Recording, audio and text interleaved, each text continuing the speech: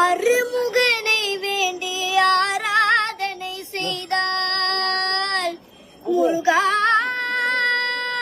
முருகா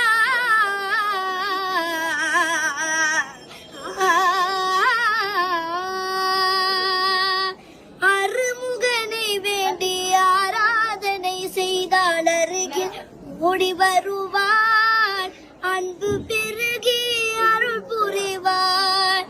அந்த கருணை உருவான குருபரன் என்றுமே கைவிடாமல் ஆளும் ஐயன் முருகனை கூப்பிட்டு முறையிட்ட பேருக்கு முற்றிய வினை தீருமே. உடல் பற்றிய பிணியாருமே வாழ்க்கை முற்றிலுமே நலம் பெற்று இனி தூர மெத்த இன்பம்